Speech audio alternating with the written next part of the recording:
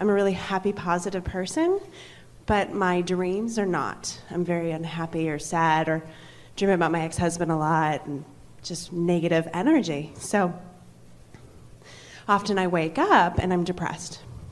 So my days don't start out feeling happy. They feel sad. And it doesn't take long to get past that, and I get into my good energy and I meditate and I feel great. But every morning I wake up feeling sad. So what am I manifesting with my sad dreams, I guess? What does it mean? We are really pleased to have this conversation at this point in the discussion, because we just said to you that while you slumber, that your momentum stops. Right. And it sounds, from what you're saying, that not only did your momentum not stop, but that your dream perpetuated it. Yeah. So we have some things that we want to explain to you about dreams and consciousness, and then we're going to answer these questions fully. This is going to be really beneficial to you, to all of you. Okay. So, most important thing to understand is that your dreams are not what most people think they are, in the sense that it feels to you that it's happening all night long. When actually what's happening is, in the moment that you are awakening, depending upon the vibrational frequency of your being, those dreams are being downloaded, in other words. So this sounds like a contradiction from what we were saying, because when we say that when you go to sleep, you stop the momentum, what we mean is, while you're sleeping, you're not adding to the momentum. In other words, you're not adding to your momentum while you are sleeping. But the momentum, in other words, the thoughts that you've been thinking, the beliefs that you hold, are still active within you. So we've been saying for a long time, and this is really a key to this, that what you think and how you feel as you're moving through your day and what manifests always matches. You never allow yourself to realize beyond what you believe. That's just the way it is. Because a belief is a thought that you keep thinking. So let's say that again. You cannot manifest beyond the thoughts that you continue to think. Law of attraction just never makes mistakes like that. In other words, what you're offering vibrationally and what's manifesting always match. Your dreams are the same way. What's manifesting in your dream is what's going on vibrationally. And the wonderful thing about dreams are that they help you to realize vibrations that you've got going on that you're, in many cases, not willing to own up to. Because you want to be positive, you want to believe that you are positive. No, when we say you create your own reality, that feels really good to someone who's right now living something that they want, and not so good to somebody who's right now living something that they don't want. And your knee-jerk response usually is, oh, I don't believe that I create my own reality, because I would never do that to me. I would not create this thing I do not want if I were the one who is creating my own reality. And we say, we didn't say that you're doing it on purpose, but you are doing it. Most people are offering most vibrations in response to what they are observing. So it's a pretty easy thing to understand. You have a relationship that is no more. You call it your ex-husband. You obviously didn't leave that relationship because it was sunshine and light. You left the relationship because there was something in it you don't want. And if you're like most people, and it is true in this case, you often spend a lot of thought justifying why you left something by pointing out what was wrong with it. So you keep what you don't want active in your vibration. You don't mean to, but you do. You keep what you don't want active in your vibration. So then when what you don't want is active in your vibration, and here you are walking around in your day and you're saying, no, I'm a positive person, but your dream tells a different story. Your dream is saying, you want to be a positive person, and you often are a positive person, but you've got some vibration still going on within you that you're practicing every single day. Otherwise, as you slumber, it would dissipate. And if you didn't reactivate it in the new day, and in the new day, and the new day, eventually it would peter out, and those dreams would subside, you see. Does that make sense to you?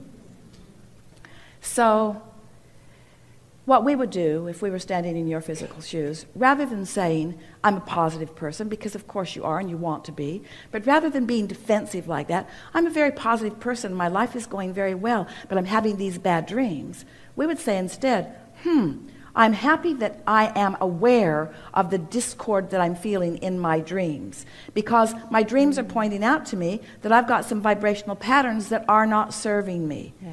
And anything, we promise you, if it's not serving you in your dreamscape, it's not serving you in your wake state.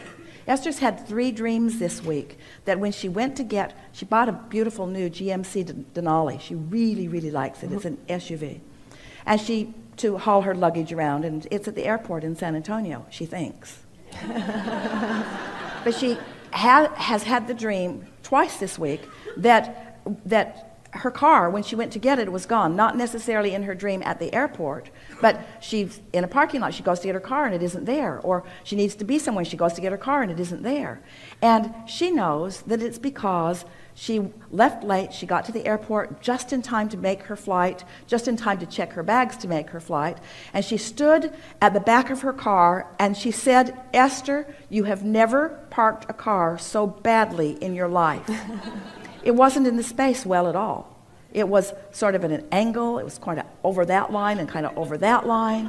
And she thought, fix the car or get the flight. Fix the car or get the flight. And then she thought, I'll just get the flight. But so she left it in a place she doesn't want it to be, and her dream is showing her that she's worried about her car. She's worried about her car. No one's ever taken a car from her. No one's ever taken anything from her. She has no basis. And so, Abraham, really? Are you saying that much attention to something unwanted could trigger a dream?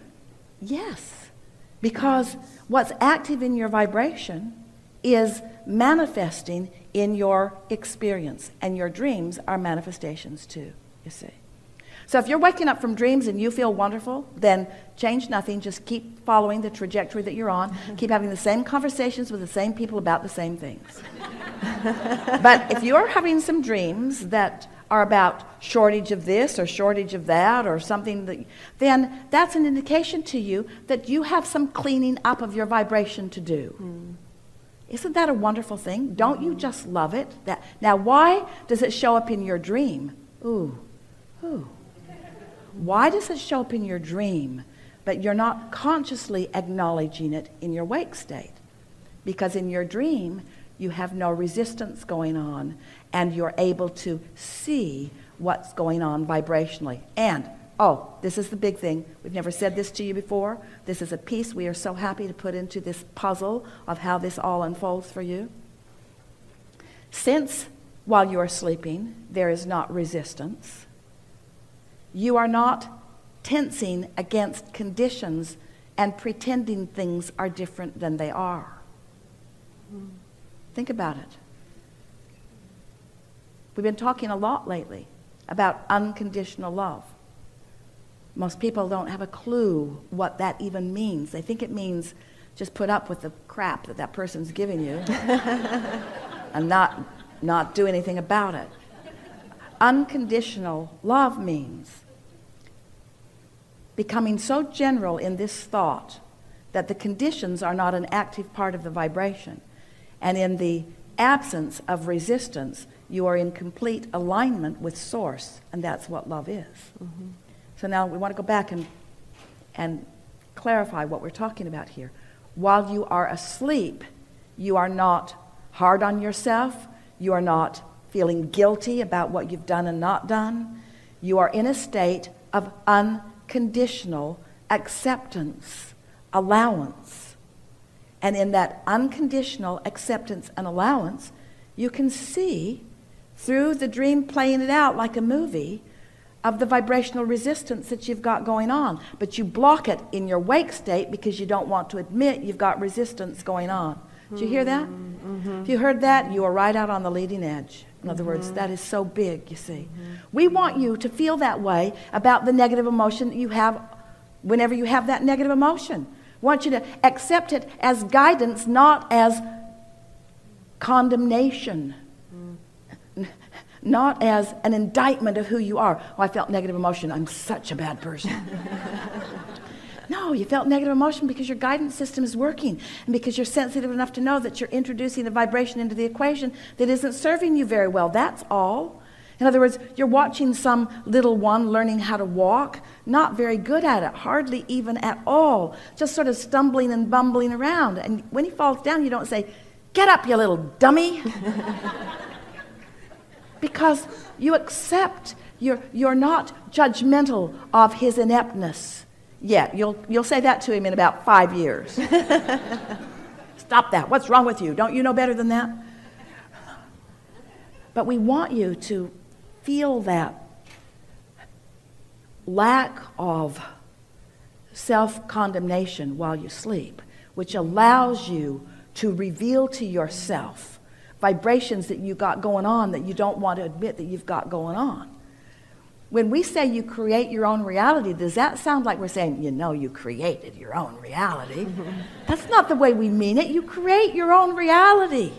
When we say, "Oh, negative emotion is your guidance," we're not saying, a negative emotion. Yeah, you got negative emotion. It's not like that. We say negative emotion. Negative emotion is letting you know that you're introducing contradiction to your own equation. That's all. There's no judgment or indictment about the wrongness of it. Mm-hmm. You don't touch the hot stove.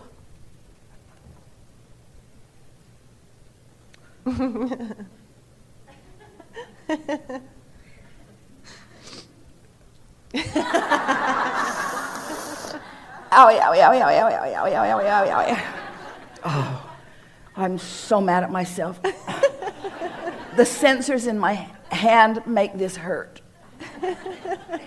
If I were a better person, I could touch the hot stove and not be in such pain. That's how you act about your emotions. It's like you're supposed to tough it out, to endure it, to get so that, because there is no gain without pain, right? Wrong. There is no value to endurance of misalignment. That's what we're saying to you. And allowing negative emotion to persist is endurance of negative emotion, which means continuing to beat the drum of why that marriage is no more, is unnecessary endurance. And the bad dream is letting you know, unnecessary. Unnecessary.